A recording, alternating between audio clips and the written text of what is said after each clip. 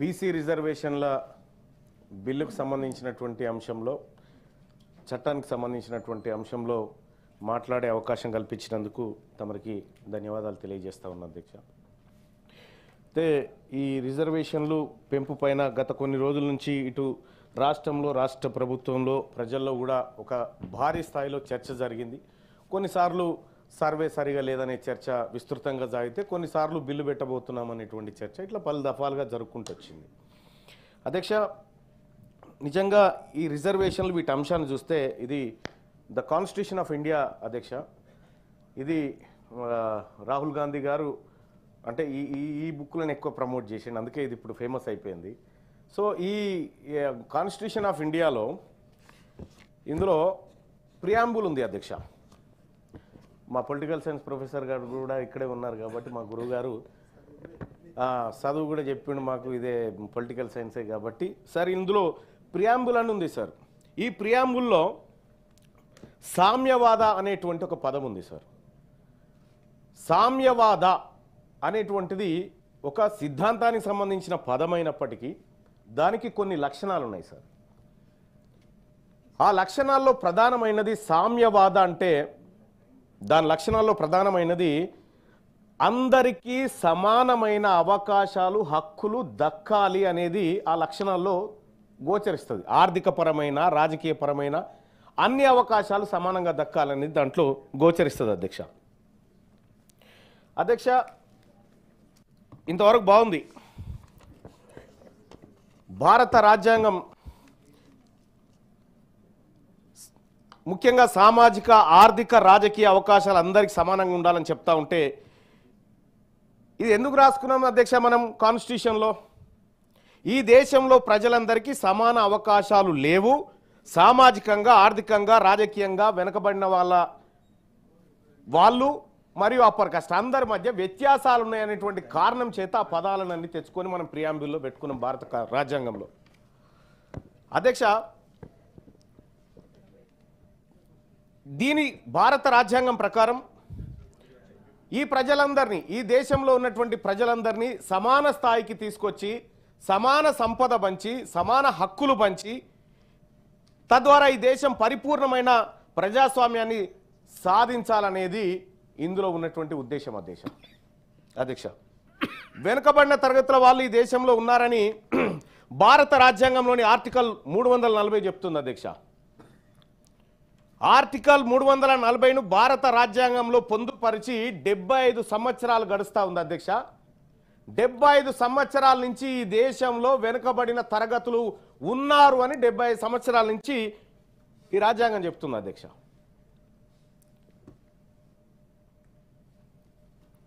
అంటే ఇంకా ఈ దేశంలో ప్రజలందరూ ఒకేలాగా లేరు, అసమానత్వంతో ఉన్నారనేటువంటి మాట ఆర్టికల్ 340 ద్వారా మనకు అర్థమవుతుంది అధ్యక్ష. ఈ వెనుకబడిన తరగతులను మిగతా ప్రజల స్థాయికి ఎదిగేలా చేయడం ఈ దేశ పాలకులు ఎన్ని ప్రయత్నాలు చేశారు. ఇప్పుడు రిజర్వేషన్లు అనేటువంటి అంశం కానీ హక్కులు అనేటువంటి అంశం కానీ అన్నీ ఆ పదార్థం నుంచి వచ్చినాయి అధ్యక్ష, ఆ సమస్య నుంచి ఉద్భవించినాయి. మరి ఈ దేశంలో 75 సంవత్సరాలుగా పరిపాలన జరుగుతూ ఉంది. ఈ 75 ఏళ్లుగా ఈ వెనుకబడిన తరగతులను ఎంత ముందుకు తీసుకుపోయే ప్రయత్నం ఈ దేశ పాలకులు చేసిరనేది ఒక్కసారి మనం మాట్లాడుకోవాలి అధ్యక్ష. ఇండస్ట్రీలను అభివృద్ధి చేయడం కోసం ప్రత్యేక మంత్రిత్వ శాఖ ఉంది. రహదారులు బాగు చేయడానికి రోడ్లు భవనాల శాఖ ఉంది అధ్యక్ష. పశువులను అభివృద్ధి చేయడం కోసం పశుసంవర్ధక శాఖ కూడా ఉంది. కానీ వెనకబడిన తరగతులను పైకి దేవడానికి 78 ఏళ్ల స్వతంత్ర భారతదేశంలో బీసీ మంత్రిత్వ శాఖ లేదు అధ్యక్ష.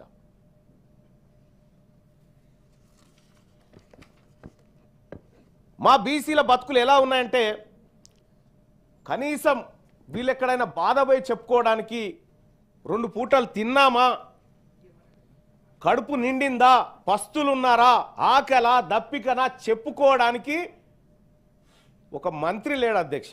ఈ దేశంలో కేంద్రం చెప్తున్న అధ్యక్ష, రాష్ట్రాలు కాదు ఇవి. అయితే ఈ దేశంలో ఉన్నటువంటి బీసీలకు కనీసం ఏముంది తొంగి చూడడానికి కూడా ఓ మంత్రిత్వ శాఖ లేదు, వీళ్ళు చెప్పుకోవడానికి కూడా ఓ మంత్రి కనిపించాడు. ఈ దేశం మా కోసం ఒక మంత్రిని కూడా ఏర్పాటు చేయలేకపోయింది 75 సంవత్సరాలల్లా. ఈ భారత రాజ్యాంగంలో ఉన్నటువంటి ఆర్టికల్ 340 ఆ తర్వాత ఇందులో ఉన్నటువంటి సామ్యవాద సమానత్వం అనేటువంటి పదాలు మమ్మల్ని ముందుకు తీసుకుపోవడానికి పెట్టినట్టుగా ఈ భారత రాజ్యాంగంలో కనిపిస్తాయి. ఒక మాటలో చెప్పాలంటే అధ్యక్ష, ఒక ఇంటి పెద్ద లేని ఇల్లు ఎట్లుంటుందో ఈ భారతదేశంలో బీసీలకు ఒక మంత్రి లేనటువంటి ఇల్లు లాగా ఉంది అధ్యక్ష. ఇంకా కొంత ఇన్డెప్త్ కన్వయించుకోండి మీరు దీన్ని.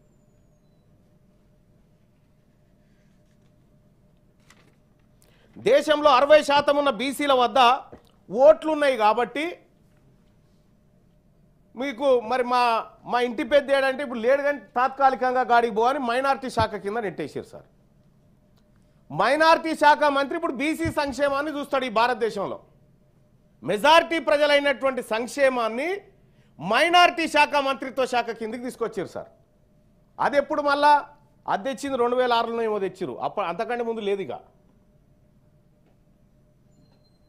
ఈ దేశంలో ఓబీసీలకు ఎక్కడ న్యాయం జరుగుతుందో అని మైనారిటీ శాఖ మంత్రిని మెజారిటీ బీసీల మంత్రిగా చూపించారు అధ్యక్ష. న్యాయం జరగగల పొరపాటున మైనారిటీల సంక్షేమానికి ఒక మంత్రిత్వ శాఖ ఉన్నట్టే మెజారిటీ ఓబీసీలకు ఎందుకు లేదని నేను అడుగుతా ఉన్నా అధ్యక్ష. ఈ దేశంలో సుమారు 50 పైచీలకు మంత్రిత్వ శాఖలు ఉన్నాయి అధ్యక్ష. ఒక్క మంత్రిత్వ శాఖ మా కోసం పెట్టలేకపోయిన ప్రభుత్వాలు మమ్మల్ని పైకి తీసుకొచ్చే ఆలోచన చేస్తున్నాయని 78 ఏళ్ల సంధి చెప్తా ఉంటే ఆ మోసపు మాటలు ఇని ఇని ఇని ఇసుకొస్తా ఉంది అధ్యక్ష మాకు బీసీలకు. ఆర్థిక సమానత్వం గురించి దేశంలో ఉన్నటువంటి సంపద అందరూ ప్రజలకు సమానంగా పంచబడాలి, తద్వారా అందరూ ఈక్వల్గా కనిపించాలనేది మన సమానత్వం గురించి మాట్లాడుకున్నాం. స్వాతంత్ర దినోత్సవం నాడు అదే, గణతంత్ర దినోత్సవం నాడు అదే, గాంధీ జయంతి నాడు అదే మాట్లాడుకుంటాం. మరి ఆచరణలో ఎంతవరకు ఉంది దేశంలో? ఇదే భారత రాజ్యాంగంలోని ప్రియాంబుల్ పీఠికలో ఆర్థిక సమానత్వం అని రాసుకున్నాం. సోషల్ జస్టిస్, ఎకనామిక్ జస్టిస్ అని రకరకాలుగా రాసుకున్నాం. అంటే ఈ దేశంలో ఉన్న సంపద దేశంలోని అన్ని వర్గాలకు సమానంగా పంచబడాలి, తద్వారా ప్రజలందరూ ఆర్థికంగా సమానత్వం సాధించాలని పీఠికలోని ఆర్థిక సమానత్వం సారాంశం అధ్యక్ష. మరి జరిగింది ఏంది అధ్యక్ష? ఈ దేశంలో ఉన్న 140 కోట్ల మంది ప్రజలకు దేశ సంపద సమానంగా పంపిణీ జరిగి అందరూ ఆర్థికంగా ఈక్వల్గా ఉండాలని పీఠిక చెప్తా ఉంటే ఒక నివేదికను పరిశీలిద్దాం అధ్యక్ష. 1-2 నివేదికలు పరిశీలిద్దాం. WID వరల్డ్ ఇన్ఈక్వాలిటీ డేటాబేస్ అధ్యక్ష. ఆ నివేదికతో పాటు అంటే దాన్ని ప్రపంచ అసమానతల డేటాబేస్ కూడా అని అంటారు అధ్యక్ష. ఈ డేటాబేస్ని ఆక్స్ఫాము, ఫోర్బ్సు, హురూన్ సంస్థలు తయారు చేసి ప్రకటిస్తాయి అధ్యక్ష. ఈ నివేదికలు పరిశీలిస్తే మన దేశంలో ఆర్థిక సమానత్వం పెరిగిందా లేకపోతే ఇంకా దిగజారిపోయిందా మనకు అర్థమవుతుంది అధ్యక్ష. గతంలో అంటే 1972 నుంచి 73 NSSO అంటే నేషనల్ శాంపిల్ సర్వే ఆర్గనైజేషన్ అనే సంస్థ, దానికి ఇంకో పేరు కూడా ఉంది, నేషనల్ స్టాటిస్టికల్ ఆర్గనైజేషన్ అనేటువంటి సంస్థ. ఇవన్నీ సర్వే సంస్థలు అధ్యక్ష. ఈ దేశంలో ఉన్నటువంటి ఆర్థిక అసమానతలు, ప్రజల మధ్య ఉన్నటువంటి వ్యత్యాసాలను ఇవి క్షుణ్ణంగా పరిశీలించేటువంటి సంస్థలు. ఈ నివేదికలు ఒకసారి చూస్తే అధ్యక్ష, ఇవి ప్రతి 5 ఏళ్లకోసారి దేశవ్యాప్తంగా సర్వేలను బయటపెట్టాయి.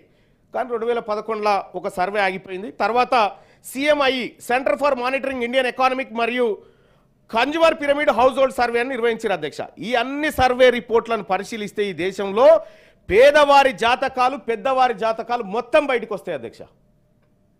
ఈ సర్వేలో ఆర్థిక సమానత్వం అనేటువంటి అంశాలు ముఖ్యంగా 1990 తర్వాత నుండి 2024 వరకు ధనవంతుల సంపద భారీగా పెరిగినట్టుగా ఈ సర్వే నివేదికలు చెప్తా ఉన్నాయి అధ్యక్ష. ముఖ్యంగా 2022-23లో 1% ఉన్నటువంటి సంపన్న వర్గాల దగ్గర 40% సంపద పోగుపడ్డది అధ్యక్ష.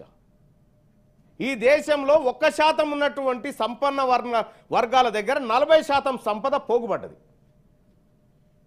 Income and wealth inequality in India నివేదికలు చెప్తున్నటువంటి లెక్క అధ్యక్ష. ఇది పేదవాళ్ళు మరింత పేదలుగా, సంపన్నులు మరింత సంపన్నులుగా మారిపోయారు అధ్యక్ష.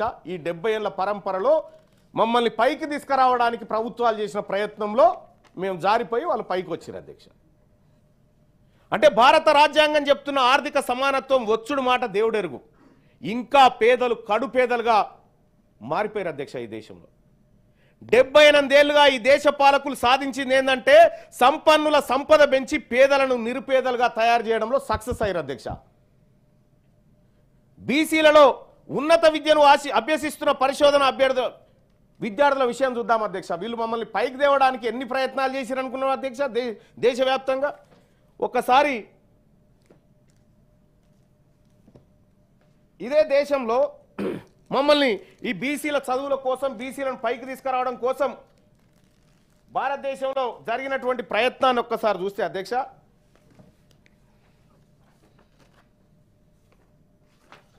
రైట్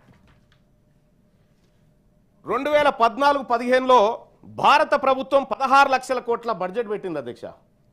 మా బీసీ పిల్లల చదువుల కోసం, అందులో కూడా ఒక్క చదువు కాదు, మళ్ళా pre matric scholarships, top class school education support, college education, IIT IIM support, construction of hotels, hostels of boys and girls, scholarship for higher education, overseas studies, national fellowship, venture capital fund, PM Dakshin for backward classes, national backward classes finance and development corporation, ఇట్లా వివిధ మార్గాల ద్వారా బీసీలకు 2014-15 ఆర్థిక సంవత్సరంలో భారత ప్రభుత్వం 16,63,000 కోట్ల రూపాయల బడ్జెట్ పెడితే ఈ దేశంలో 60% ఉన్న బీసీ పిల్లల కోసం ఆ 16 లక్షలకి 54 కోట్లు పెట్టింది అధ్యక్ష.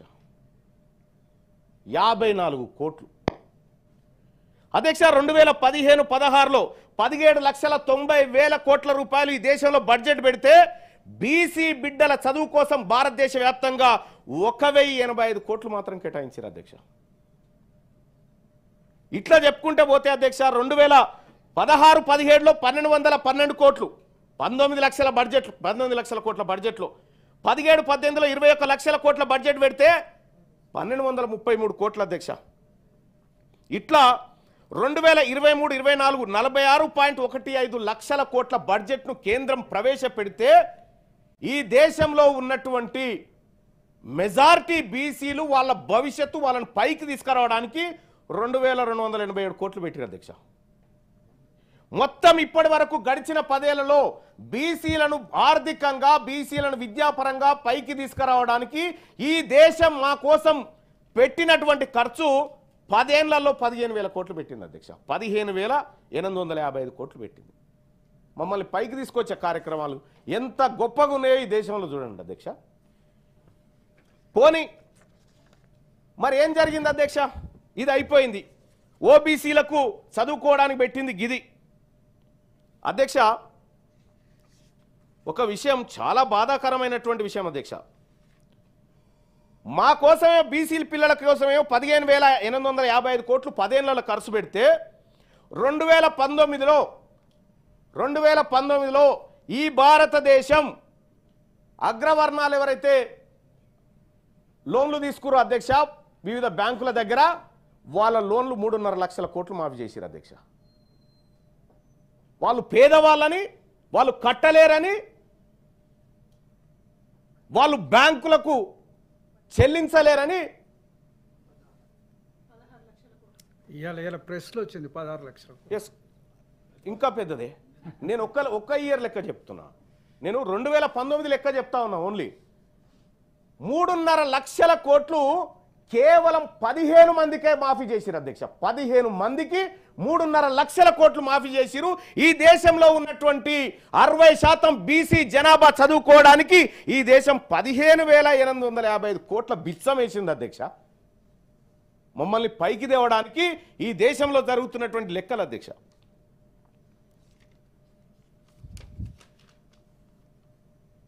అధ్యక్ష, ఈ మాట 2019లో ఒకే సంవత్సరం మాఫీ చేసింది 15 మందికి మాఫీ చేసిరు 3.5 లక్షల కోట్లని రాహుల్ గాంధీ గారు కూడా అన్నారు. ఈ మాట లక్షల మంది బీసీలకు స్కాలర్షిప్లు ఈమంటే 15,000 కోట్లు ఇస్తారు. 15 మందికి అంబానీలకు అదానీలకు 3.5 లక్షల కోట్లు ఈ పేదవాళ్ళు కట్టినటువంటి పన్నుల పైసలు తీసి వాళ్ళ అప్పులు కట్టి మాఫీ చేశారు. 100% ఒక్కరని కాదు, ఇందులో తిలాపాపం తలా పిడికడు అన్నట్టుగా అందరిది ఉంది. అధ్యక్ష, దీన్ని బట్టి ఏమర్థమవుతా ఉంది? బీసీల పరిశోధనకి ఇచ్చినటువంటి డబ్బులు బీసీ పిల్లలు పరిశోధన చేయడానికి 165 కోట్లు ఇచ్చారు అధ్యక్ష. వీళ్ళు 165 కోట్లే. ఈ దేశంలోని సంపదతో అగ్రవర్ణాల అప్పులు మాఫీ చేసిరు తప్ప బీసీల బతుకులు మార్చమని ఈ లెక్కలు చెప్తున్నాయి అధ్యక్ష. వీళ్ళు మమ్మల్ని పైకి తీసుకొస్తామని చెప్తా ఉన్నారు అధ్యక్ష. ఆర్థికంగా మిమ్మల్ని పైకి తీసుకొస్తాం, మీకు సమానత్వం చేస్తామని చెప్తా ఉన్నారు. మరి రాజ్యాంగంలో ఏం రాసింది అధ్యక్ష? భారత రాజ్యాంగంలో సమానత్వం. మిమ్మల్ని ఈ దేశంలో ఉన్నటువంటి సంపదంతా సమానంగా అన్ని తలలకు సమానంగా పంచుకొని హక్కులు కూడా పంచుకొని సమసమాజం ఉందామని భారత రాజ్యాంగం 78 ఏళ్ల నుంచి చెప్తుంది ఈ రాజ్యాంగం మాకు.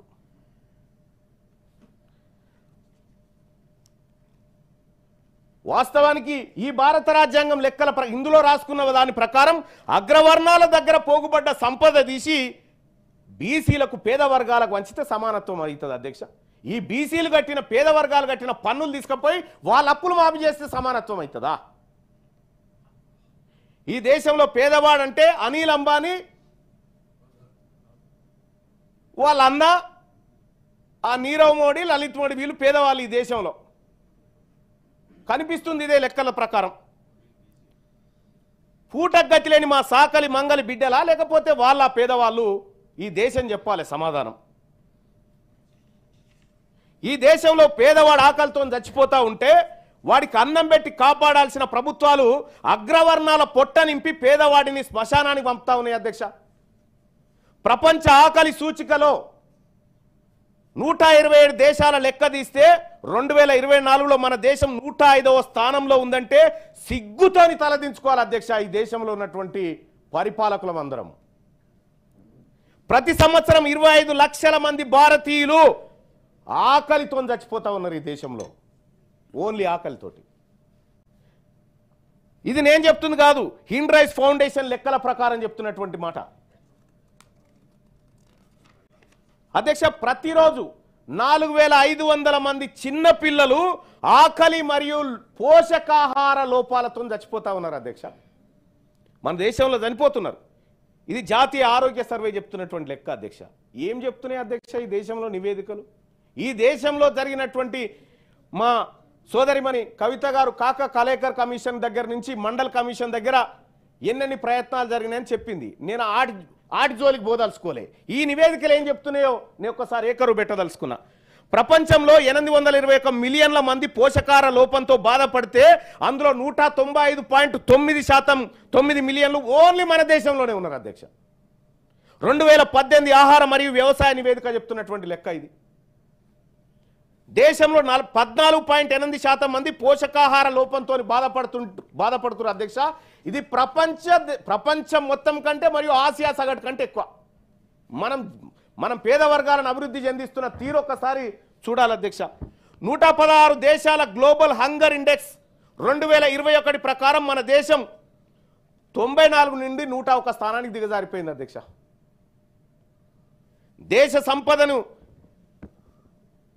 దేశ సంపదతోటి తగ్గించాల్సిన ఇవి అధ్యక్ష. ఈ అంతరాలు తగ్గించాలి, ఈ ఆకలి చావులు ఆపాల. ఇవి ఆపితే ఏ ప్రజల నుంచి కూడా రిజర్వేషన్లు అనేటువంటి కోరికలు పుట్టవు, ఏ ప్రజల నుంచి కూడా ఈ డిమాండ్లు రావు. ఇవన్నీ ఎందుకు వస్తున్నాయి అనేది దీని చుట్టూ తిరుగుతూ ఉన్నాయి ఈ అంశాలన్నీ. మరి బడా పారిశ్రామికవేత్తలు 3.5 లక్షల కోట్లు మాఫీ చేయడం అంటే దేనికి సంకేతం? పేదోని కడుపు మార్చి ఈ దేశంలో తిండి గతి లేక 25 లక్షల మంది ప్రతి ఏడాది చచ్చిపోతూ ఉంటే 3.5 లక్షల కోట్లు వాళ్ళ అప్పులు మాఫీ చేసి 16 లక్షల కోట్లు అంటారు. ఇప్పుడే చెప్తా ఉన్నారు. 16 లక్షల కోట్లు మాఫీ చేస్తూ ఉంటే ఈ దేశంలో సంపద ఎవరి కోసం పనిచేస్తూ ఉంది? ఎవరిని పైకి తీసుకురావడానికి, ఎవరిని కాపాడడానికి పనిచేస్తూ ఉంది అధ్యక్ష? రాజ్యాంగ పీఠికలోని ఆర్థిక సమానత్వానికి ఏమైనా అర్థంగా అనిపిస్తూ ఉందా అధ్యక్ష ఇప్పుడు పరిపాలన? ఒకసారి భారత రాజకీయాలు తీసుకుందాం అధ్యక్ష. ఆర్థిక సమానత్వం అయిపోయింది, మంత్రిత్వ శాఖ లేదు, ఒక్కసారి భారత రాజకీయాలను చూద్దాం. 1952 కాదు, ఇప్పటి పరిస్థితి ఒక్కసారి చూద్దాం. ఈ దేశంలో అగ్రవర్ణాల జనాభా 15 నుంచి 16% మధ్య ఉంటుంది. ది ఎకనామిక్ టైమ్స్ ఆధారంగా చెప్తున్నటువంటి రిపోర్టు అధ్యక్ష. ఇది ఓబీసీ పాపులేషన్ 52% ఉందని మండల్ కమిషన్ నివేదిక చెప్పింది అధ్యక్ష ఆ రోజుల్లో. ఇక్కడ 16%, 15 నుంచి 16% అగ్రవర్ణాలు, 52% ఓబీసీలు ఉన్నారని చెప్పి నివేదికలు చెప్తున్నాయి. 17వ లోక్సభ వివరాలు ఒకసారి చూద్దాం అధ్యక్ష. 17వ లోక్సభ వివరాలను ఒకసారి చూస్తే అధ్యక్ష, 16% ఉన్న అగ్రవర్ణాల నుండి 232 మంది ఎంపీలు లోక్సభ సీట్లలో కూర్చున్నారు. 543లో అగ్రవర్ణాలు 232 మంది ఆ సీట్లలో కూర్చున్నారు అధ్యక్ష. అంటే 15% ఉన్నవారు 42% సీట్లను ఆక్యుపై చేసేసారు. 52% ఉన్న బీసీలకు దక్కింది కేవలం 22% సీట్లు మాత్రమే అధ్యక్ష. 282 సీట్లు బీసీలకు దక్కాలి వాస్తవానికి లెక్కల ప్రకారం, కానీ 120 సీట్లు దక్కినాయి అధ్యక్ష. బీసీలకు దక్కాల్సిన 162 సీట్లు ఎవరికి దక్కినాయి, ఎవరి దగ్గర ఉన్నాయి ఇప్పుడు అవి? ఇది స్వాతంత్రం వచ్చిన 78 ఏళ్ల తర్వాత తేలిన లెక్క అధ్యక్ష. ఒక్కసారి 52 నుంచి చూద్దాం అధ్యక్ష ఏం జరిగిందో. ఈ లెక్క తెలవాలి ఈ దేశానికి, ఈ సభకు, ఈ ప్రజలకు తెలవాలి. ఈ దేశ పార్లమెంట్ లోక్సభ వివరాలు ఒకసారి చూస్తే 1952లో మొత్తం లోక్సభ స్థానాలు 489 ఉంటే అందులో కేవలం బీసీలు 15 మంది, 3.06% మంది బీసీలు. 1957లో 489 మొత్తం లోక్సభ స్థానాలు ఉంటే కేవలం 18 మంది బీసీలు, దాంట్లో 3.68% మంది. 1962లో 494 స్థానాలుంటే 24 మంది బీసీలు అందులో. 1967లో 520 మంది ఎంపీలుంటే 34 మంది బీసీ ఎంపీలు అందులో. 1971లో 518 మంది ఉంటే 45 మంది బీసీలు అందులో. 1979లో 51 మంది, 80లో 56, 84లో 58, 89లో 65, 91లో 75, 96లో 83, 98లో 86 ఇట్లా అధ్యక్ష.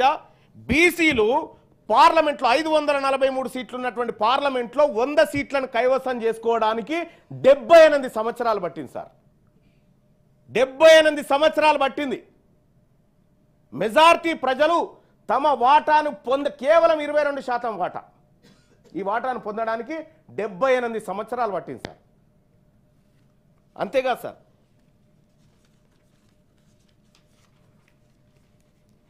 రెండు 2014 543 సీట్లుంటే 131, 24% వచ్చినాం సార్. 2019లో 22%, 2024లో 25% వచ్చినాం.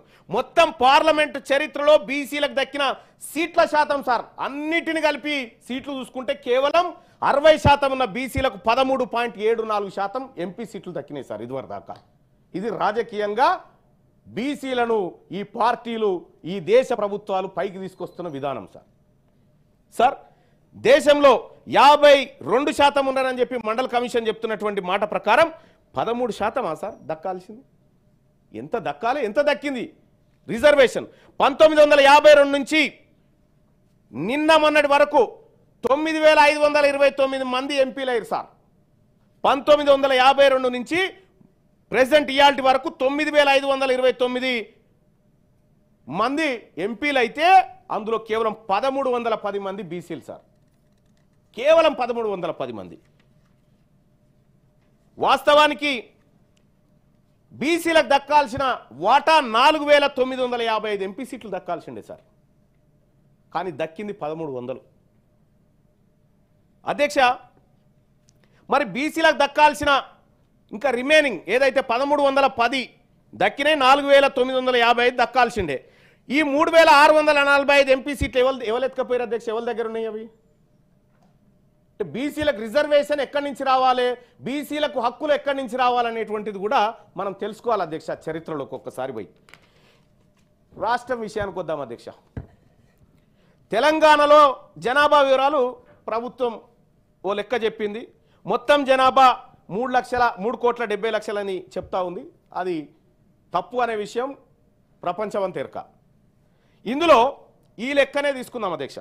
ఇందులో ఎస్సీలు 17.43, ఎస్టీలు 10.45, బీసీలు 56.33, ఓసీలు 15.79. అసెంబ్లీలో ఎమ్మెల్యేల వివరాలు ఒక్కసారి చూద్దాం అధ్యక్ష. ఈ లెక్కల ప్రకారమే మన రాష్ట్ర అసెంబ్లీకి 1952 నుంచి మొన్నటి వరకు 2023 ఎన్నికల వరకు మొత్తం 1733 మంది ఎమ్మెల్యేలు పోయారు అధ్యక్షాలకు. 1733 మంది ఎమ్మెల్యేలు అసెంబ్లీకి పోతే అందులో ఓసీలు 1045 మంది ఉన్నారు సార్. ఓసీలు 1045 మంది, ఎస్సీలు 293 మంది, ఎస్టీలు 116 మంది, బీసీల అధ్యక్ష 279 మంది. 1733 మంది ఎమ్మెల్యేలలో బీసీలు పోయింది 279 మంది అధ్యక్ష. ఆ బీసీలలో బీసీ మహిళలు పోయింది 8 మంది సార్. అందులో 4 సార్లు కొండా సురేఖ. ఇవి మా ప్రాతినిధ్యం, ఈ సభలలో మా ప్రాతినిధ్యం. అంటే 15% ఉన్న అగ్రవర్ణాలు 60.3% ఎమ్మెల్యే సీట్లు పొందినాయి సార్ ఈ రాష్ట్రంలో. 56% ఉన్న బీసీలకు 16% మాత్రమే ఎమ్మెల్యే సీట్లు దక్కినాయి అధ్యక్ష. అంటే ఈ లెక్కలతో తేలింది ఏంటంటే ఈ తెలంగాణ రాష్ట్రంలో బీసీలకు దక్కాల్సిన ఎమ్మెల్యే సీట్లు అగ్రవర్ణాలకు అంటే మొత్తం 1733 ఎమ్మెల్యేలలో అధ్యక్ష పాపం ఇందులో 578 మంది రెడ్డి సామాజిక వర్గానికి, 155 ఎమ్మెల్యేలు వెలమ సామాజిక వర్గానికి, 70 ఎమ్మెల్యేలు కమ్మ సామాజిక వర్గానికి. ఇట్లా మెజారిటీ సీట్లు ఈ పక్షాలకు పోయినాయి అధ్యక్ష. ఇలా తక్కువ జనాభా ఉన్న వాళ్ళు ఎక్కువ జనాభా ఉన్న వాళ్ళ అవకాశాలు తీసుకోగలిగారు. పై 3 కులాల జనాభా కంటే ఈ తెలంగాణలో ముదిరాజుల జనాభా డబుల్ ఉంటుంది సార్. వాళ్ళు ఇప్పుడు అసెంబ్లీలో 2 ఉన్నారు. ఒక్కరే ముషిరాబాద్ మరి మీరు కలుపుకుంటారో లేదు, గంగపుత్ర అంటారు కదా, రైట్. ఒక్క ఆయన ఉన్నాడు సార్. ఇగో ఇవి లెక్కలు సార్. ఇంకంతే అదే కాదు సార్. సర్పంచ్ల కాడికి వద్దాం సార్. సర్పంచ్ల కాడికి వద్దాం. భారత పార్లమెంట్ అయిపోయింది, అసెంబ్లీ అయిపోయింది, సర్పంచ్ల కాడికి వద్దాం సార్. 2014-16 మధ్య ఒక్క వేరియేషన్ చూద్దాం సార్. మొత్తం రాష్ట్ర వ్యాప్తంగా సర్పంచ్ల సంఖ్య 8692 మంది సార్. అప్పుడు 1081 మంది ఈ రెడ్డి సామాజిక వర్గానికి సంబంధించినటువంటి సర్పంచ్లు ఉన్నారు సార్. 119 మంది వెలమలు ఉన్నారు సార్. 97 మంది కమ్మ సామాజిక వర్గానికి సంబంధించి 20 లక్షల జనాభా పైచీలుకున్న యాదవులకు 560 దక్కినాయి సార్. అవి రిజర్వేషన్లు ఉండేప్పటికీ 47 బీసీ కులాలను కలిపి దక్కిన సర్పంచ్ పదవులు ఎంత అంటే 47 బీసీ కులాలకు దక్కిన ఎంత అంటే 324 సర్పంచ్ సార్. ఏ ఎంపీటీసీ జెడ్పీటీసీలది తెలంగాణ వ్యాప్తంగా 2014-16 మధ్య మొత్తం ఎంపీటీసీలు 6490. అందులో సార్ ఇగో ఇది ఇగో మీ బిల్లు వచ్చినప్పుడు తీసుకోండి బాయ్ సార్. మీరు మాట్లాడకండి దయచేసి. It is not your subject. మొత్తం ఎంపీటీసీలు 6490 ఉంటే అందులో పైన చెప్పినటువంటి 3 కులాలే దాదాపు 800 ఎంపీటీసీలు దక్కించుకున్నాయి సార్. ఆ తర్వాత విశ్వ బ్రాహ్మణులైన మా బీసీలకు అందులో 5 కులాలు ఉంటే వాళ్ళకి దక్కిన ఎంపీటీసీలు ఈ రాష్ట్రంలో 37 దక్కినాయి సార్. ఇవి రాజకీయ అవకాశాలు. ఇవాళ మనం బిల్లులు పెట్టుకుంటా ఉన్నాం. రాజకీయ అవకాశాలు 42% రావాలి, ఆర్థిక అవకాశాలు 42% రావాలి, విద్యా ఉద్యోగాల్లో రావాలనుకుంటున్నాం కదా. ఎందుకు రావాలి, ఈ వర్గాలకు ఎందుకు ఇవ్వాలన్నప్పుడు మనం ఈ సమాధానం చెప్పుకోవాలి సార్. జెడ్పీటీసీలు చూస్తే అధ్యక్ష 441 ఉంటే అందులో దాదాపుగా 70 వరకు ఆ 3 వర్గాలకు పోయినాయి సార్. మా రజకులు ఈ తెలంగాణ రాష్ట్రంలో 2014-16 మధ్య మా రజక జెడ్పీటీసీ ఒక్కడే సార్. ప్రెసెంట్ ఉన్నటువంటి జెడ్పీటీసీలో మా బీసీ ముస్లిం జెడ్పీటీసీ ఒక్కరే సార్ అలంపూర్ కాడు ఉంటారు. అలాగే అధ్యక్ష ఈ లెక్కలు బట్టి చూస్తే స్థానిక సంస్థల ఎన్నికల్లో ఎస్సీ ఎస్టీ బీసీలకు 50% రిజర్వేషన్ పోగా మిగిలిన 50% అనధికారికంగా అగ్రవర్ణాలు రిజర్వేషన్ లాగా అనుభవించినాయి అధ్యక్ష ఈ దేశంలో. అంటే పార్లమెంట్ నుంచి పంచాయతీ వరకు అప్పనంగా అన్ని పదవులు అనుభవించింది అప్పర్ కాస్ట్ మాత్రమే. మరి రాజ్యాంగ పీఠికలో చెప్పిన సాంఘిక, ఆర్థిక, రాజకీయ, న్యాయం అనే పదాలకు ఏమన్నా అర్థం ఉందా అధ్యక్ష? ఈ లెక్కలు చూస్తే సమానత్వం కనిపిస్తుందా ఎక్కడన్నా? అధ్యక్ష, ఈ విధంగా లెక్కలను పరిశీలించినప్పుడు ఈ దేశంలో మరి రాష్ట్రంలో అగ్రవర్ణాల వాళ్ళు మరో 500 ఏళ్లకు సంబంధించిన అడ్వాన్స్ రిజర్వేషన్ వాడుకోరు సార్. వాళ్ళు 500 ఏళ్లకు సంబంధించిన అడ్వాన్స్ రిజర్వేషన్ వాడుకోరు సార్. బీసీలు 1000 సంవత్సరాలు వెనకబడి ఉన్నారు సార్ ఆ వాడుకోవడంలో. ఈ వెనుకబడిన బీసీలకు ఇప్పుడు 42% రిజర్వేషన్ అంటున్నారు సార్. కానీ 56% రిజర్వేషన్, ఇప్పుడు 56% ఉన్నారు. వీళ్ళకు 70% రిజర్వేషన్ ఇచ్చినా ఇంకా 200 ఏళ్ళకు కూడా వీళ్ళు రీచ్ కాలేరు సార్. ఆడికి 70% ఇచ్చినా రీచ్ కాలేరు. కాబట్టి 42% కాదు, మీరు చెప్పిన లెక్క ప్రకారం 56% మాకు ఇవ్వండి అధ్యక్ష. అంతేకాదు అధ్యక్ష, ఇక్కడ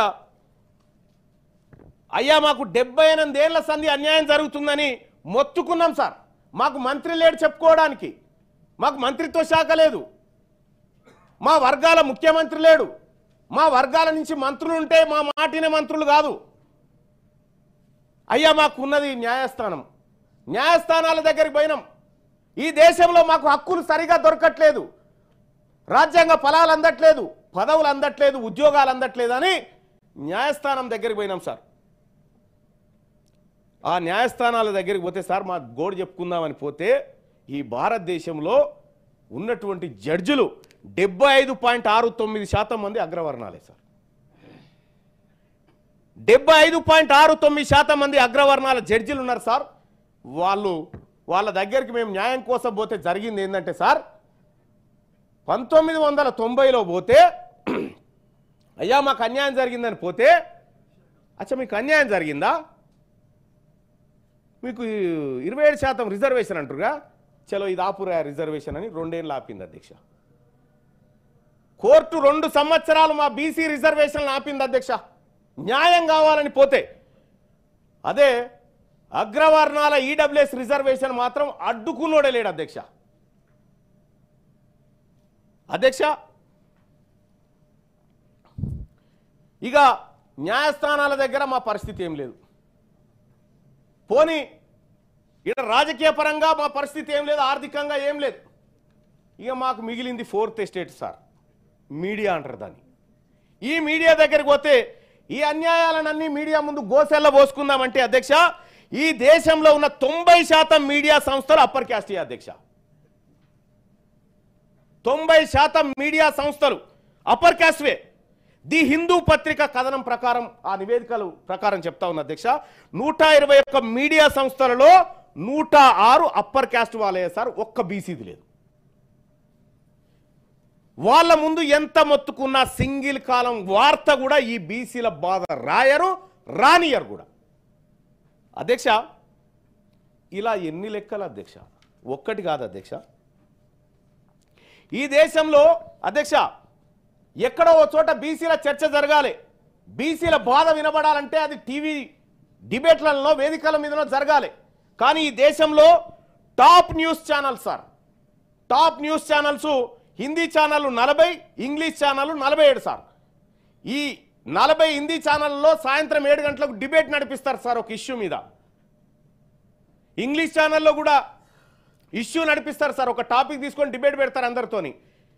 ఈ 40 హిందీ ఛానళ్ళల్లో 47 ఇంగ్లీష్ ఛానల్లో ఒక్క బీసీ యాంకర్ లేడు సార్. ఇక మా బాధ వాడు ఎందుకు పట్టించుకుంటాడు సార్? మా బాధ ఎవరు వింటారు సార్ ఈ దేశంలో? ఒక్క బీసీ మాత్రమే కాదు, ఎస్సీ ఎస్టీలు కూడా లేరు ఇంకా అలా. అధ్యక్ష, తెలుగు వార్తా ఛానళ్ళ కన్నా చెప్పుకుందాం అనుకున్నాం అధ్యక్ష. ఇక్కడ చూస్తే అధ్యక్ష 15 దాకా ఛానళ్ళు ఉంటే ఒక్కడి కూడా బీసీ వాళ్ళ ఛానల్ లేదు సార్.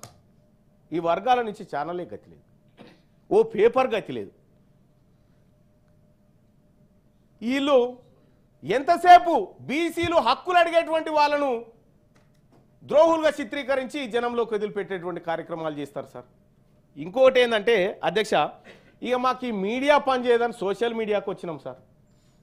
సోషల్ మీడియాకు వచ్చి మా గొంతు, మా ఆవాజ్, మా హిస్సా, మా హుకూమత్, మా ఇజ్జత్ అని చెప్పి మాట్లాడుతూ ఉంటే ఈ అన్ని సెక్షన్లు కలిసి అక్రమ కేసులు, అరెస్టులు, దాడులు, హత్యలు, దోపిడీలు ఇవి మా మీద జరుగుతున్నాయి సార్. ఈ బీసీల మీద ఇటు బీసీలకు దక్కుతున్న అదనపు ఇవి రిజర్వేషన్లు సార్. ఈ దేశంలో నేను చెప్తా ఉన్నా, అటు కాంగ్రెస్ పార్టీ కానీ, భారతీయ జనతా పార్టీ కానీ, బీఆర్ఎస్ పార్టీ కానీ అందరు నాయకులు ఉన్నారు, అందరికి చెప్తా ఉన్నా, బీసీలకు రిజర్వేషన్లు 52% కల్పించారు. ఎరికైనా మీరు అందరు కలిసి, తెలుసా మీకు ఈ విషయం?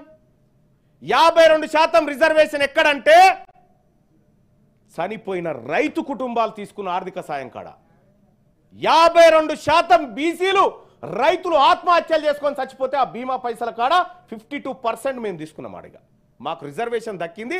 ఒక గాడ శ్మశాన వాటిక కాడ మాకు రిజర్వేషన్ 52% దక్కింది. అధ్యక్ష,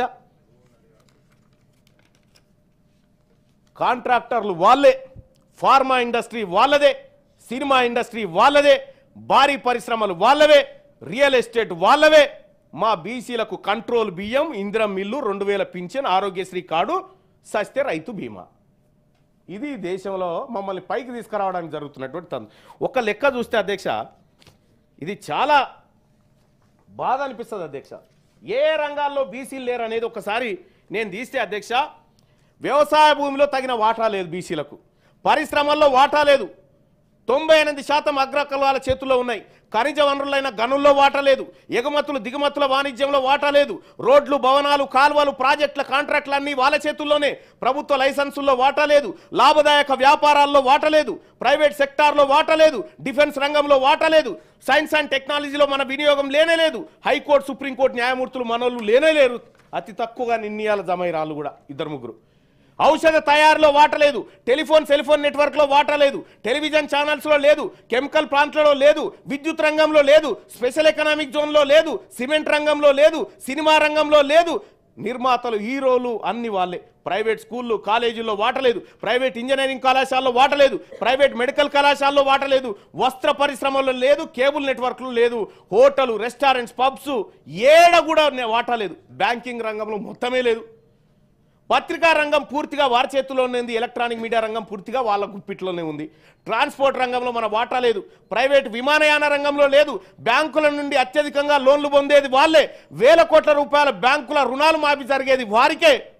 ఇట్లా ఒక్కటి కాదు అధ్యక్ష, 60 డిపార్ట్మెంట్లు ఇట్లా ఉన్నాయి అధ్యక్ష. ఇవి చూస్తూ ఉంటే ఇంకా అంతేకాదు అధ్యక్ష. పోనీ మరి మా వాళ్ళు ఏం చేయాలి? బీసీలు ఏం చేయాలంటే ఐపీఎల్ కాడ టికెట్ను కొనుగోలు చేసే శక్తి రావాలి వాళ్ళకు. సినిమా థియేటర్ల కాడ టికెట్లు కొనుక్కునే షోకు ధర పెంచుకుంటారు కదా, దాన్ని ఏం షో అంటారు? Benefit show. ఆడ పెంచిన టికెట్ కొనుగోలు శక్తి మా బీసీలకు రావాలంటారు అధ్యక్ష. సినిమా రంగం ఒకసారి చూద్దాం అధ్యక్ష.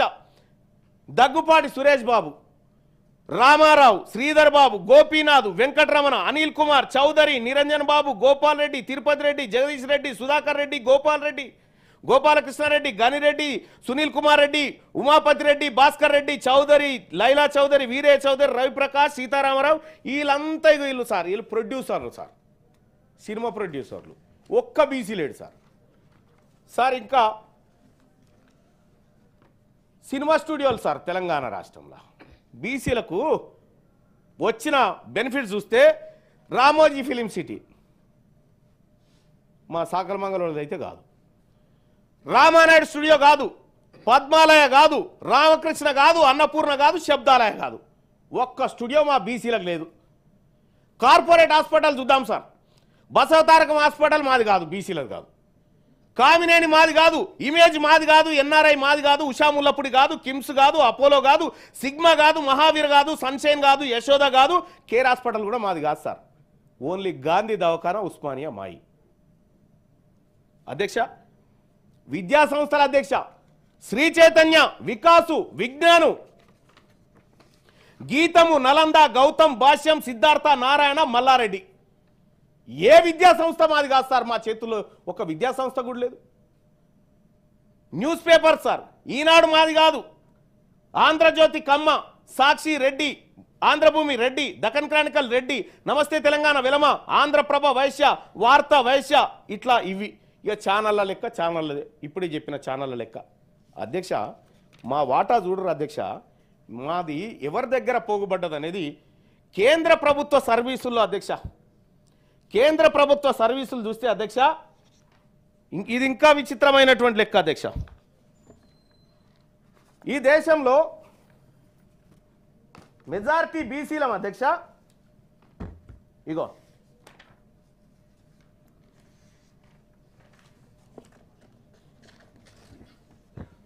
మెజారిటీ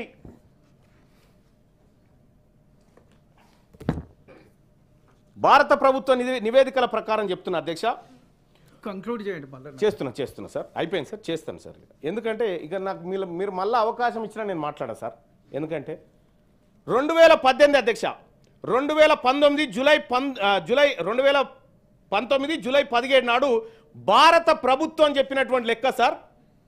78 మినిస్ట్రీస్ అండ్ డిపార్ట్మెంట్స్ నుంచి గవర్నమెంట్ ఆఫ్ ఇండియా ఇచ్చిన లెక్కలు చూస్తే అధ్యక్ష ఓబీసీలకు 27% వాటా కాదు అధ్యక్ష.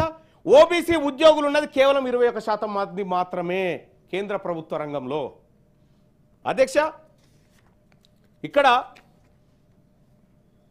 రాష్ట్రాల వారీగా ఒక్క తమిళనాడు 50% రిజర్వేషన్ బీసీలకు అమలు చేస్తూ ఉంది అధ్యక్ష. అలాగే పాండిచేరి 34%, కేరళ 40%, కర్ణాటక 32%, బీహార్ 34%, అండమాన్ నికోబార్ దీవులు 38% రిజర్వేషన్ అమలు చేస్తూ ఉన్నాయి అధ్యక్ష. ఇప్పుడు ఇంకొక లెక్క అధ్యక్ష, ఐఐటీలలో బీసీ ప్రొఫెసర్ల లెక్క ఒక్కసారి చూద్దాం. ఐఐటి బాంబేలో 693 మంది ప్రొఫెసర్లు ఉంటే అందులో 26 మంది బీసీలు.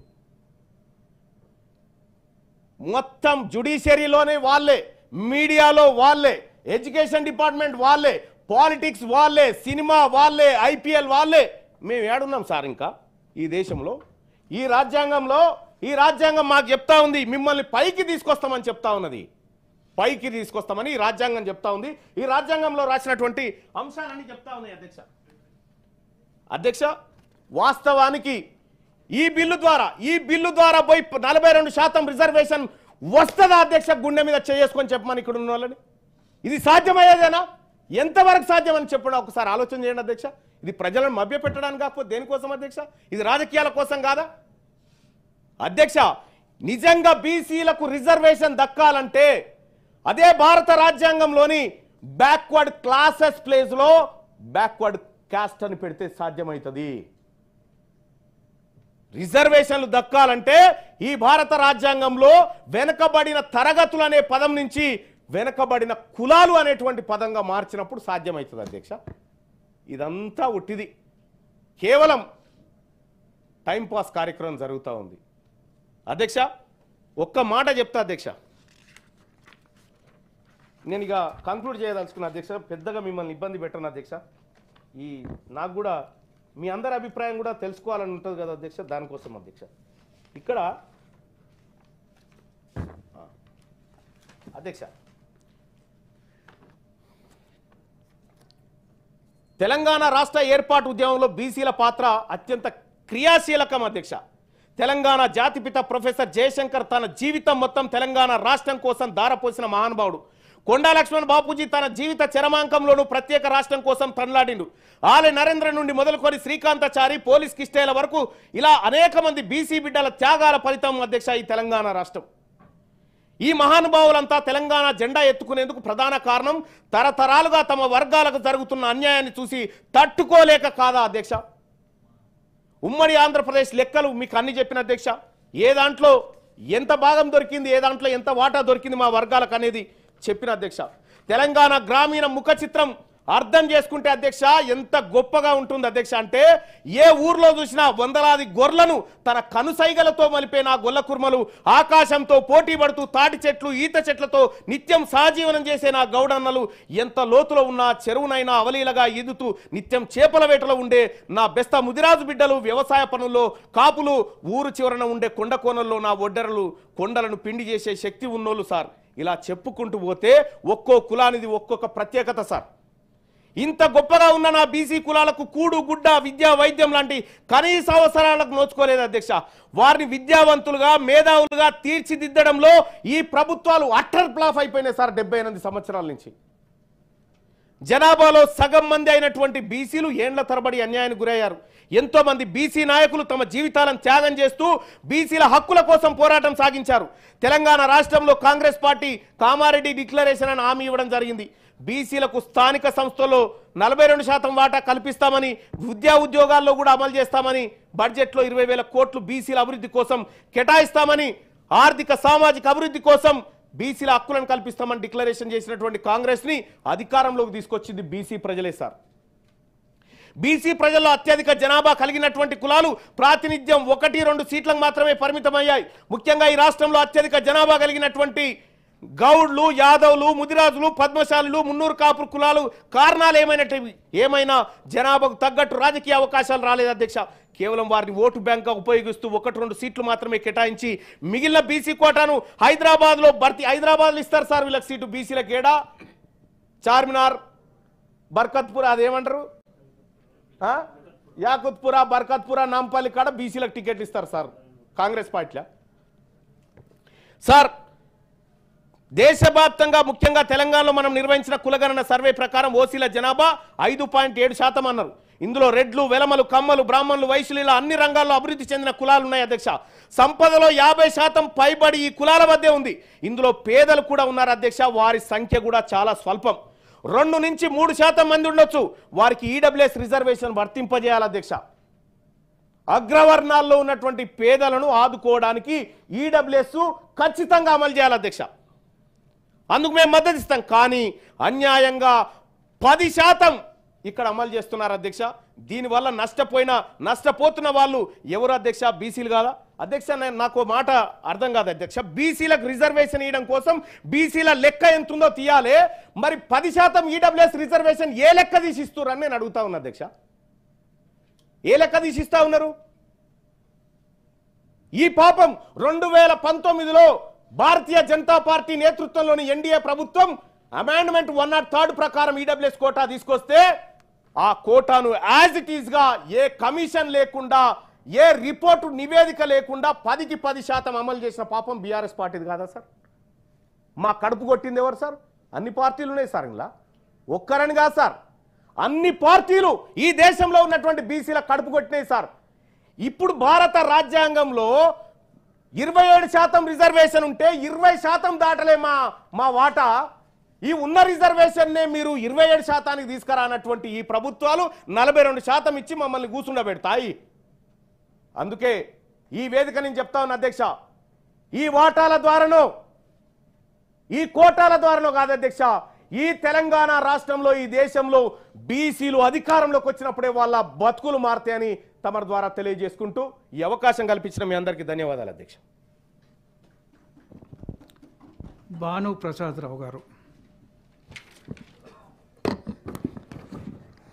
అధ్యక్ష, నాకు అవకాశం ఇచ్చినందుకు మీకు ధన్యవాదాలు తెలియజేస్తూ, ఈ ఎల్ఏ బిల్ నెంబర్ 3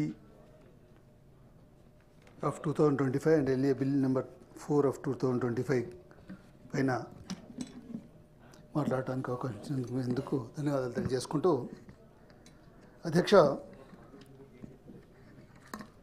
రాజ్యాంగాన్ని ఇప్పుడు వారు ఉటంకించినట్టుగా రాజ్యాంగాన్ని ఆనాడు బాబాసాహెబ్ అంబేద్కర్ గారి నేతృత్వంలో రాజ్యాంగాన్ని రచించిన సందర్భంలో సమాజంలో అట్టడుగున ఉన్నటువంటి వారికి, సమాజంలో అవకాశాలు అంతగా రానటువంటి వారి కొరకు ఈ రిజర్వేషన్స్ని ఆనాడు ప్రవేశపెట్టడం జరిగింది. అయితే మొదటగా ఈ బిల్లును స్వాగతిస్తూ, ఈ 2 బిల్లులను కూడా స్వాగతిస్తూ, ఈ 75 సంవత్సరాలు అయిపోయింది అధ్యక్ష. ఆనాడు అంబేద్కర్ గారు ఆనాడు ఆ రాజ్యాంగంలో పొందుపరిచినటువంటి ఇది ఏంటంటే, వారు ఊహించినటువంటిది ఏంటంటే, ఒక 10 సంవత్సరాల పాటు కనుక ఈ రిజర్వేషన్స్ కొనసాగినట్టయితే ఖచ్చితంగా ఈ వర్గాలన్నీ కూడా అభివృద్ధి చెందుతాయి, ఈ వర్గాల అభివృద్ధి వైపు అడుగులు వేస్తాయని చెప్పి ఆశించారు అధ్యక్ష. కానీ 10 సంవత్సరాలు అయిపోయింది, 20 సంవత్సరాలు అయిపోయింది, ఈరోజు 75 సంవత్సరాలు అయిపోయింది. 75 సంవత్సరాలు అయిపోయిన తర్వాత కూడా ఈ రిజర్వేషన్స్ ఫలితాలు ఎంతవరకు నిజంగా అందుతున్నాయి, ఎంతవరకు దీని ద్వారా అంబేద్కర్ గారు ఆశించినటువంటి ఫలితాలు వస్తున్నాయి అనేటువంటిది ఖచ్చితంగా మనం ఆలోచన చేసుకోవాల్సిన అవసరం. అంటే రాకపోవడానికి గల కారణాలు ఏంటివి, వారు ఆశించినటువంటి ఆ రిజల్ట్ రాకపోవడానికి గల కారణాలు ఏంటి అనేటువంటివి కూడా మనం బేరీజ్ వేసుకోవాల్సిన అవసరం. ఈరోజు నేను ఇక్కడ సభలో ఉన్నటువంటి కొంతమంది మా బీసీ మిత్రుల్ని నేను అడిగిన, బీసీలో ఎన్ని కులాలు నేను అడిగినప్పుడు ఒక్కొక్కరి దగ్గర నుంచి ఒక్కొక్క సమాధానం వచ్చింది. కొంతమంది 93 అన్నారు, కొంతమంది 104 అన్నారు, కొంతమంది 115 అన్నారు. సరే, రకరకాలుగా ఏవైనా ఉండొచ్చు. కానీ దానికి నా దగ్గర కూడా నాకు ఎగ్జాక్ట్ ఫిగర్ లేదు. కానీ ఇప్పుడు మా ఎగ్గమలేశం అన్న గారు ఒక విషయాన్ని చెప్పారు. వారు చెప్పిన దాని ప్రకారంగా మా సంఖ్య ఇక్కడెక్కడ టాలీ అవ్వట్లేదని చెప్తున్నారు. మా బీసీలో మా సంఖ్యకు సంబంధించినటువంటి ఇదిని ఇప్పుడు జరిగినటువంటి గణనలో మాది 5 లక్షలుగానే చూపెట్టినట. కానీ ఇక్కడ అదే తను అంటే ఒకటి మాత్రం స్పష్టమైనటువంటిది ఏంటంటే, మీరు గణన చేసినప్పుడు గణన చేసినారు, దానికి సంబంధించినటువంటి రికార్డు మొత్తం మీ దగ్గర ఉన్నది కాబట్టి దాన్ని బేస్ చేసుకుని ఇది చేస్తున్నారు. కాబట్టి అది కూడా సభలో పెట్టి ఉన్నట్టయితే చాలా యాప్ట్గా ఉండేది. ఎందుకంటే ఈ బిల్లుకి దానికి పూర్తి స్థాయిలో సపోర్టింగ్గా ఉండేటువంటి పరిస్థితి ఉండేది. ఏ కమ్యూనిటీకి ఎంత ఉన్నది అనేటువంటిది ఒక స్పష్టమైనటువంటి ఇది వచ్చి ఉండేది. వాళ్ళలో కూడా అభద్రతాభావం ఉండేది కాదు. ఇప్పుడు మా నాన్నగారు చెప్తున్నటువంటి సందర్భంలో ఎక్కడో అదానియో లేకపోతే అంబానియో చేసినటువంటి దాన్ని వాళ్ళకి ఇచ్చినటువంటి అటువంటి పెద్ద వాళ్ళకి ఇచ్చినటువంటి 16 లక్షల కోట్లని ఏదో మొత్తం అగ్నవర్ణాలు తినేసినాయి అనేటువంటి విధంగా వారు మాట్లాడుతున్నారు. ఈ సమాజంలో నేను అనేటువంటిది ఏంటంటే, నేను కూడా ఆర్ఎస్సీలో పనిచేసి వచ్చినోడిని, నేను కూడా ఆ భావజాలంతో వచ్చినటువంటి వాడిని. ఈరోజు ఈ సమాజంలో దోపిడీదారులు ఉన్నారు, దోపిడీకి గురి అవుతున్నటువంటి ప్రజలు ఉన్నారు. ఈ దోపిడీదారులను ఎప్పుడు కూడా ఒక సమాజానికో ఒక కులానికో ఒక మతానికో అంటగట్టేటువంటి ప్రయత్నం చేయడం అనేటువంటిది కరెక్ట్ కాదనేటువంటి భావనతో చెప్తున్నాను నేను. అది దోపిడీదారుల వర్గం ఎప్పుడు కూడా దోపిడీదారు వర్గంగానే ఉంటుంది తప్పితే అది ఒక కులానికో మతానికో సంబంధించినటువంటి వారిని పరిగణించకూడదు. ఈరోజు ఏ సమాజంలో కూడా ఏ కులంలోనైనా ఏ మతంలోనైనా ఒక రకమైనటువంటి కొంతమంది భూస్వామ్య వర్గాలు ఉండొచ్చు, లేకపోతే పెత్తందారులు ఉండొచ్చు, లేకపోతే దోపిడీదారులు ఉండొచ్చు. కానీ దానికి ఒక కులానికో మతానికో అంటగట్టడం అనేటువంటి సరైనది కాదు అని చెప్పదలుచుకుంటున్నాను. అదేవిధంగా ఇప్పుడు మీరు ఏదైతే చదువుతూ వచ్చిండ్రో, ఈ వర్గానికి ఈ హాస్పిటల్స్ ఉన్నాయి, ఈ వర్గం వారే ఈరోజు సినీ రంగంలో ఇది చేస్తున్నారు, ఈ వర్గం వారే ఈ విధంగా ఈ రంగాల్లో పత్రికా రంగంలో కావచ్చు, ఇతర రంగాల్లో కావచ్చు, ఈ వర్గాల వారే మొత్తం రూల్ చేస్తున్నారు అనేటువంటిది ఏదైతే చెప్తూ వచ్చిరో, రేపొద్దున ఈ బీసీ వర్గాల్లో కూడా ఈ 42% రిజర్వేషన్ వచ్చిన తర్వాత ఇంకా ఎవరికో 4-5 మాత్రమే దీని ఫలాలు అందుతున్నాయి. ఈ మిగిలినటువంటి ఈ 93 నేను గతంలో ఈ సభలో సభ్యులుగా ఉన్నటువంటి జ్ఞానేశ్వర్ గారు 93 కులాల బీసీ ఇదని పెట్టినరు ఆ రోజు పార్టీ వారు. కానీ దాన్ని దృష్టిలో పెట్టుకుని నేను చెప్తున్నా, 93 కులాల్లో ఏ 3 కులాలకో 4 కులాలకో మాత్రమే ఈ రిజర్వేషన్ ఫలితాలు అందుతున్నాయి. మిగిలినటువంటి వారికి ఎవరికి కూడా ఈ రిజర్వేషన్ ఫలితాలు అందట్లేదని చెప్పి మా ఎగ్గమలేశం మళ్ళీ మా మనమడు వచ్చి ఇక్కడే మళ్ళీ ఇదే సభలో గగ్గోలు పెట్టేటువంటి విధంగా ఉండకూడదు. ఆ విధమైనటువంటి ఇదైతే ఆ అంబేద్కర్ గారు ఆశించినటువంటి 75 సంవత్సరాలుగా ఏవైతే ఫలాలు అందలేదో మళ్ళీ రేపొద్దున రాబోయే 75 సంవత్సరాలు కూడా ఆ ఫలాలు అందవు. రేపొద్దున మళ్ళీ మీరు ఈరోజు ఏదైతే గణాంకాలు అడిగినరో ముదిరాజులకి ఈరోజు ఆ సభలో ఏకైక సభ్యులు అనేటువంటి మీరు ఏదైతే మాట్లాడినరో, రేపొద్దున ఈ 42% రిజర్వేషన్ కూడా ఇచ్చిన తర్వాత కూడా మా వర్గాలకు సర్పంచ్ పదవులు రాలేదని ఇంకా కులాలు మాట్లాడవచ్చు. రేపొద్దున మా వర్గానికి సంబంధించిన మా కులానికి సంబంధించిన వారికి ఎవరికి ఇది రాలేదని చెప్పి ఉండొచ్చు. మీరు ఎప్పుడైతే కులం గణన చేసినరో, ఫలానా సర్పంచ్ దగ్గర ఫలానా ఎంపీటీసీ దగ్గర ఫలానా కులానికి ఎక్కువగా ఉన్నదనుకున్నప్పుడు ఆ కులానికి రిజర్వ్ చేయండి. ఆ డేటా కూడా ఉంది మీ దగ్గర. కాబట్టి మా పెద్దపల్లి నియోజకవర్గంలోని ఒక మండలంలో, నా సొంత మండలం ఎలిగేడు మండలంలోని ఒక గ్రామంలో అక్కడ ముదిరాజులే ఎక్కువ ఉన్నారనుకోండి, మీరు ఎప్పుడైతే ఈ 42% నుంచి మళ్ళీ వాళ్ళకే రిజర్వేషన్ ఇవ్వండి. అప్పుడు అన్ని వర్గాలకి న్యాయం జరిగేటువంటి విధంగా ఉంటుంది తప్పితే కేవలం బ్లాంకెట్గా మీరు 42% రిజర్వేషన్ ఎప్పుడైతే ఇస్తున్నారో మళ్ళీ కూడా ఇక్కడ 4 కులాలకో 5 కులాలకో మాత్రమే లాభం జరిగేటువంటి విధంగా ఉంటుంది తప్పితే మిగిలినటువంటి ఈ 93 కులాలకి న్యాయం జరిగేటువంటి విధంగా మాత్రం ఉండదు. ఖచ్చితంగా 56 కాకపోతే 65 ఇవ్వండి అన్న. నేనేమంటున్నా, నేను ఎంత అనేది నేను ఇక్కడ ఫిగర్ గురించి చెప్పట్లేదు. ఇక్కడ నేను అట్లట్లేదన్న. నేను అనేది ఎంత అనేది సంఖ్యను బట్టి ఉంటుంది కదా, ఎంత అనేది గణనను బట్టి ఉంటుంది. జనాభా గణనను బట్టి ఉంటుంది. నేను 42 అంటే తను 56 అంటే నేను అంటున్నా. తను అన్నది కరెక్టా? నేను 42 మీరు పెట్టిన దాన్ని 42 మీద నేను మాట్లాడుతున్నాను. Please continue please. ఈ 42ని ఏ విధంగా డివిజన్ చేయండి అనేటువంటి దాని మీద మాట్లాడుతున్నాను నేనేం వేరే ఇదిలో చెప్పట్లేదు కదా. ప్లీజ్ ఇప్పుడు 42% ఇచ్చినటువంటి ఇది ఉంది. ఇక ఇక్కడ 2 బిల్లులను సెపరేట్గా చూడాల్సిన అవసరం ఉంది. బిల్లులు కలిపే చేస్తున్నాం. కానీ నా అభిప్రాయం ఏంటంటే రాజకీయంగా సంబంధించినటువంటి పదవులకు సంబంధించింది ఒకటైతే విద్యకు తర్వాత ఉపాధి అవకాశాల్లో వచ్చేటువంటి ఇది వేరే ఇదిగా ఉంటుంది. మీరు చూసినట్టయితే గ్రామీణ ప్రాంతాల్లో ఈరోజు మా గ్రామంలో ఉన్నటువంటి ఒక కుండలు చేసుకునేటువంటి బతికేటువంటి ఒక ఫ్యామిలీ నుంచి వచ్చినటువంటి ఒక విద్యార్థి ఈరోజు మా ప్రభాకర్ అన్న గారియో లేకపోతే మా మల్లన్న గారో లేకపోతే మా శంభూపూర్ రాజన్న గారి పిల్లలతో కాంపిటీట్ చేయగలుగుతారా అధ్యక్ష? నేనేమంటున్నా అంటే నేను దానికి ఒక చిన్న నేను పూర్తి చేసినవి చెప్పండి. మినిస్టర్ గారు భాను గారు కాన్స్టిట్యూషన్ ఆల్రెడీ ఏబిసిడి ఉన్నాయి. మీరు ఇంట్లో డిస్పారిటీ క్రియేట్ చేసి మీరు ఏదో పెద్ద మళ్ళా ఇదని చూపించుకోవద్దు. ఇక్కడ మీరు ఈ బిల్లుకు నిజంగా సోషల్ జస్టిస్ కావాలని దాంతో ఒక బాధ్యతగా మాట్లాడాల్సిన అవసరం ఉన్నది. మీరు దానికి సంబంధించి ఎవరు కంపేర్ చేస్తారా? ఇందులో కూడా బరాబర్గా ఇవన్నీ ఇటువంటి వాళ్ళు ముందే అన్ని రకాలుగా చేసి పెట్టారు అధ్యక్ష. ఎంబీసీ కూడా ఇలా గురుకులాల రిజర్వేషన్ అది అందరికీ రావాలే అన్నట్టు కూడా 56% ఇవన్నీ అడుగుతారు. దానికి మీరు ఏదో 65 తీసుకో. ఎవరికి ఏంది అంటున్నది ఎందుకు అట్లా? ప్లీజ్ కూర్చోండి. కంటిన్యూ అధ్యక్ష, నేను 60% తీసుకోండి నేనేమి చెప్పలేదు. మీ గణాంకాలు ఎట్లుంటే అట్లా తీసుకోండి అని చెప్తున్నాను. నేను దాని గురించి చెప్పలేదు. నేను ఇప్పుడు చెప్పేది కూడా ఏంటంటే నేను ఇక్కడ స్కూళ్ళలో కూడా చెప్పేది విద్యా ఇదిలో కావచ్చు లేకపోతే ఉద్యోగాల విషయంలోకి వచ్చేప్పటికి నేనేం చెప్తున్నానంటే ఎవరైతే బీసీల్లో నుంచి కావచ్చు వాళ్ళలో ప్రభుత్వ పాఠశాలల్లో చదివినటువంటి వాళ్ళు, ప్రభుత్వ జూనియర్ కాలేజీల్లో చదివిన వాళ్ళు, ప్రభుత్వ డిగ్రీ కాలేజీల్లో చదివినటువంటి వాళ్ళు ఎవరైతే ఉంటారో వాళ్లకు సెపరేట్గా మీరు పెద్ద అవకాశాలు ఇవ్వండి అని చెప్తున్నా. ఈ 42%లోనే ఎవరైతే లేదన్నా అన్న నేను చెప్పేది అది కాదన్నా. నేను చెప్పేది ఏంటంటే నేను చెప్పేది ఏమంటున్నా అంటే 42% నుంచి ప్రభుత్వ స్కూళ్ళలో ప్రభుత్వ జూనియర్ కులాలకు చెప్పట్లేదు. నేను వేరే చెప్పట్లేదు, కులాల పంచాయతీ చెప్పట్లేదు, ఇది చెప్పట్లేదు. నేనేం చెప్తున్నా, ఎవరైతే ప్రభుత్వ పాఠశాలలో చదివినరో పిల్లలు, ఎవరైతే ప్రభుత్వ జూనియర్ కాలేజీలో చదివినరో, ఎవరైతే గవర్నమెంట్ డిగ్రీ కాలేజీలో చదివినరో వాళ్ళకు వెయిటేజ్ ఇవ్వండి అని చెప్తున్నా. మరి అదే చెప్పేది నేను మీరు వినకుండా మీరు మాట్లాడితే నేనేం చేయాలి? నేను చెప్పే ఉద్దేశం అదే. నేను అదే 42%లో నుంచి దాంట్లో ఆల్రెడీ నేను అది స్వాగతిస్తున్నాను మొదలే చెప్పిన మంత్రి గారు మీరు లేరు.